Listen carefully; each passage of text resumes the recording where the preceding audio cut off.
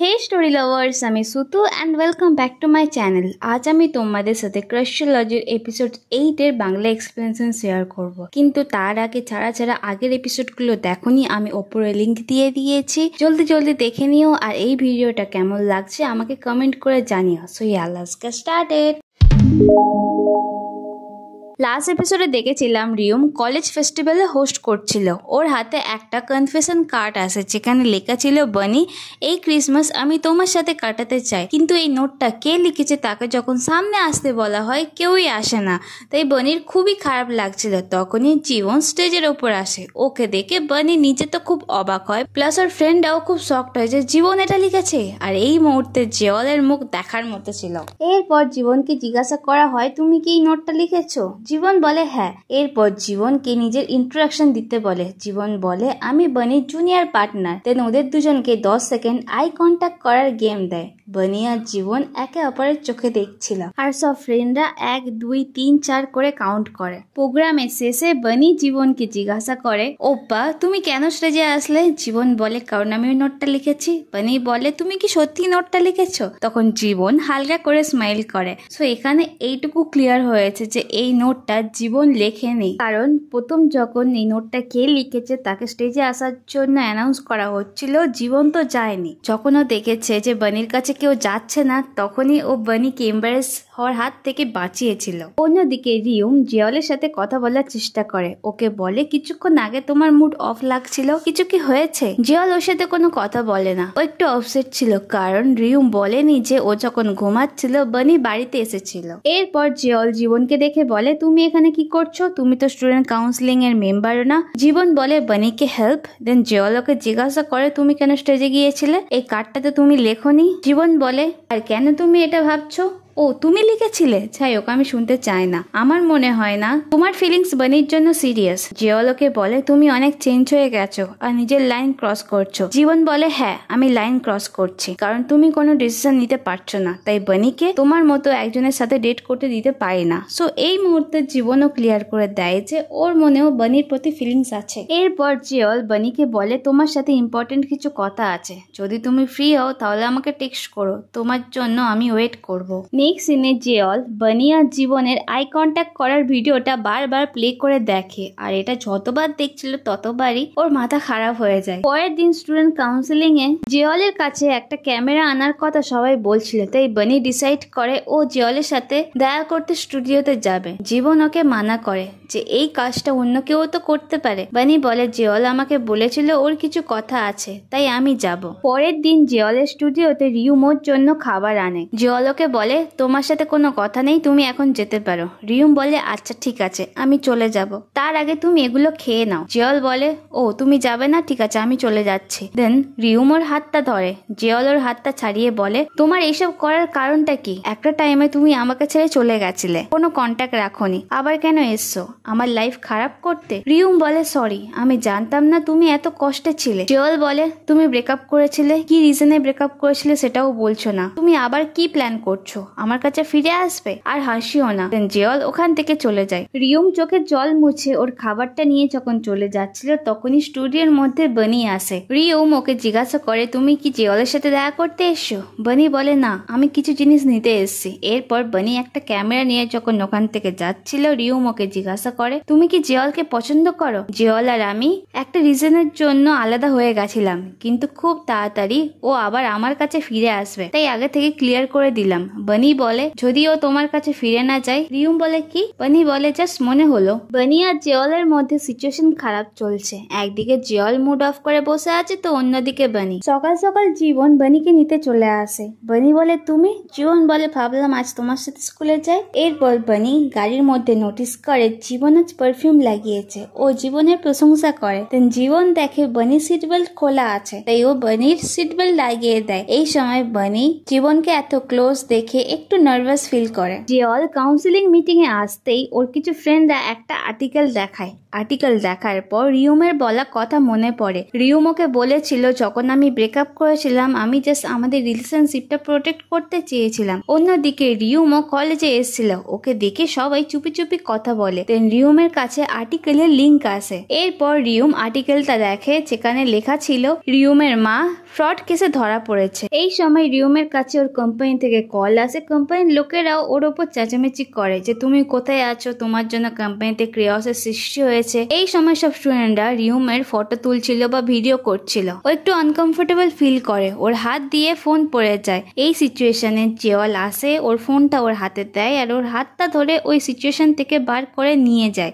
এটা বানিও দেখে ফেলে। বানি যখন ডিপার্টমেন্টে আসে তখন ওর ফ্রেন্ডরা ওকে এই আর্টিকেলটা দেখায়। আর্ট ক্লাসে বানি যখন কাজ করছিল ওর ওপর কিছু বক্স পড়তে যাচ্ছিল, তখনই ওকে প্রোটেক্ট করতে জীবন মাঝখানে চলে আসে। জীবন বানিকে বারবার জিজ্ঞাসা করে তুমি কি ঠিক আছো, তোমার কিছু হয়নি তো? বানি এই সিচুয়েশনে বুঝতে পারে জীবন ওকে নিয়ে খুব কেয়ার করে। অন্যদিকে জিওলের বাড়িতে রিউমকে নিয়ে আসে। জিওল বলে যতদিন না তোমার এই প্রবলেম সলভ হচ্ছে তুমি এখানে থাকতে পারো। এখান থেকে সিন কাট হয়ে পাস্টের সিন দেখায়। রিউম আর জিওল যখন রিলেশনশিপে ছিল ওরা বেশ হ্যাপি ছিল, কিন্তু রিউমের মা সবসময় রিউমের কাছ থেকে টাকা চাইতো। ইভেন কি রিউম যা পার্ট টাইম জব করতো সব টাকা ওর মাকে দিয়ে দিতে হতো। আর যখন টাকা থাকতো না রিউমের মা বলতো জিওল তো তোমার বয়ফ্রেন্ড, ও তো অনেক রিচ, ওর কাছ থেকে টাকা নিয়ে আসো। রিউম বারবার মানা করতো, কিন্তু রিউমের মা জিওলের মার সাথে দেখা করে ওনার কাছ থেকে টাকা নেওয়ার চেষ্টাও করেছিল। রিউম যখন এটা দেখে ফেলে ও নিজের মাকে আটকায়।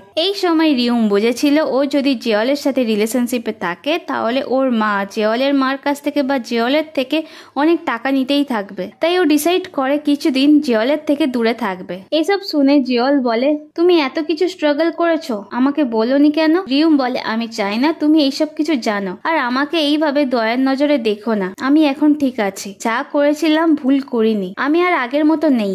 এই সময় আমি তোমাকে ছেড়ে যেতে দেব না। রিউমের একটু অস্বস্তি ফিল হচ্ছিল, তাই ও জিওলকে বলে বাইরে একটু ঘুরতে যাবে। দেন ওরা দুজন ক্লাসরুমে আসে। এখানে ওরা আগে কাটানো সময়গুলোর কথা মনে করে যখন ওরা রিলেশনশিপে ছিল, একে অপরকে খুবই ভালোবাসতো। আর্ট ক্লাসে বানি জীবনের বিহেভিয়ার মনে করে, সব সময় জীবন কিভাবে ওকে প্রোটেক্ট করার চেষ্টা করেছে। দেন ও যখন জীবনকে দেখছিল জীবন ওর দিকে তাকাতেই বানি মুখ ফিরিয়ে নেয়। জীবন ওকে বলে কি হয়েছে বানি, তুমি সেই থেকে আমাকে দেখছো কেন? বানি বলে তুমি আজ আমাকে বাঁচালে তার জন্য খারাপও লাগছে, আবার আমি থ্যাঙ্কফুলও। দেন জীবন ওকে বলে ঠিক আছে, যদি তুমি থ্যাঙ্কফুল মনে করো তাহলে আমাকে ট্রিট দিও। কাজ হওয়ার পর বানি আর জীবন যখন বাইরে আসে রিউম আর জিওলের সাথে দেখা হয়। রিউম বানিকে দেখে জিওলের হাতটা ধরে, তাই বানির খারাপ লাগে। জীবন ওকে বলে বানি চলো এখান থেকে। এরপর জিওল রিউমকে নিয়ে ওর বাড়িতে আসে আর বলে তুমি আজ এখানে থাকো, আমার কিছু কাজ আছে তাই স্টুডিওতে থাকবো। বানি বাড়িতে আসতেই দেখে ওর মা রান্না করছিল। দেন ওর মা বলে কাল আমাদের ম্যারেজ অ্যানিভার্সারি, তোমার বাবা অনেক হার্ড ওয়ার্ক করছে আমার জন্য ভালো ভালো খাবার তৈরি করার জন্য, তাই আজ আমি ভাবলাম তোমার বাবার জন্য খাবার বানাই। বানি বলে বাবা পছন্দ করবে। এরপর ওর মা ওকে ভালোভাবে দেখার পর বুঝে যায় যে কিছু তো একটা হয়েছে, তাই উনি বানিকে জিজ্ঞাসা করে কিছু কি হয়েছে? বানি বলে না মা আমি ভালো নেই, খুব কষ্টে আছি, খুব কষ্ট হচ্ছে। তাই ওর মা ওকে হক করে, কমফর্ট করে। জিওল আগের দিন রাতে স্টুডিওতে ঘুমিয়েছিল। মর্নিং এ রিউম ওর জন্য ব্রেকফাস্ট নিয়ে আসে। ওকে বলে মায়ের কেসটা সেটেলমেন্ট হয়ে গেছে, তাই তোমাকে আর এই আনকমফোর্টেবল ভাবে স্টুডিওতে ঘুমাতে হবে না। রিউম ব্রেকফাস্ট টেবিলে রাখতে গিয়ে দেখে জিওলের কনফেশন নোট। নোটে লেখা আছে বানি আমি তোমাকে পছন্দ করি। এটা দেখার পরও রিউম খুব একটা রিয়াক্ট করে না। ও হাসি মুখে জিওলকে বলে বাইরে চলো কাজ আছে। এরপর ওরা দুজনই মিউজিক স্টোরে আসে। সামনে জিওলের বার্থডে, তাই রিউম ওর জন্য একটা মেলটিওন কেনে। অন্যদিকে বানিয়া জীবনও বাইরে এসেছিল, তখনই বৃষ্টি শুরু হয়। ওরা দুজনই একটা স্টোরের ভিতরে ঢোকে। বানি একটা টেডি দেখে।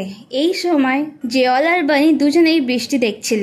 জিওল একটা কাপলকে দেখে বানির সাথে কাটানো মুহূর্তের কথা মনে করে।